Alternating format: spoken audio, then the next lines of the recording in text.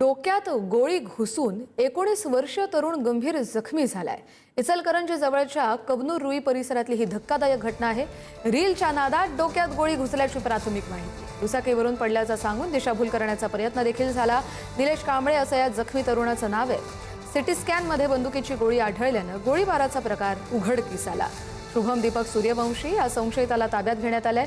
इचलकरंजीच्या कबनूर रुई हद्दी परिसरात गोळीबाराची थरारक घटना घडली आणि यात कानामागाहून डोक्यात बंदुकीची गोळी घुसल्यानं निलेश निशिकांत कांबळे कबनूर इथं राहणारा हा युवक गंभीर जखमी झाला। दुचाकीवरून पडल्याचं सांगून दिशाभूल करण्याचा प्रयत्न करण्यात आला, मात्र उपचारादरम्यान डोक्यात गोळी आढळल्यानं हा प्रकार उघडकीस आला। याच संदर्भातले अपडेट आपण घेऊया आपले प्रतिनिधी शेखर पाटील यांच्याकडून। शेखर, नेमकं काय घडलं होतं? कस्तुरी कोल्हापुरातल्या इचलकरंजी जवळच असलेल्या कबनूर या परिसरात ही घटना जी ती घडलेली आहे। 19 वर्षीय हा तरुण आहे, ज्याचं नाव निलेश कांबळे आहे। खर तर सुरुवातीला याच्यावरती जी गोळीबार झाला होता, खर तर स्वतःहूनच रील करत असताना हा प्रकार घडलाय अशी माहिती सध्या प्राथमिक मिळते।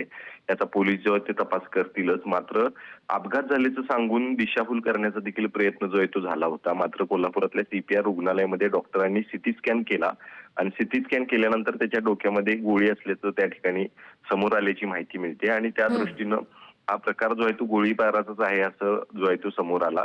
त्यामुळे निश्चितच या सगळ्या प्रकरणी पोलिसांनी शुभम दीपक सूर्यवंशी या नावाच्या एका संशयिताला देखील ताब्यात घेतलेलं आहे। त्यांच्याकडून चौकशी देखील केली जाते, नेमकं हे काय प्रकार होता, कशा पद्धतीचे व्हिडिओ बनवत असताना हा सगळं झालं आहे का, आणि तसं नसेल तर ह्याच्यावरती गोळीबार झालाय का, या सगळ्याच अनुषंगानं आता तपास होणं गरजेचं आहे आणि या सगळ्या संदर्भात आणखी काय माहिती जी आहे ती अधिकृत बाहेर येते हे पाहणं गरजेचं असणार आहे। धन्यवाद शेखर, दिलेल्या सगळ्या सविस्तर अपडेटसाठी।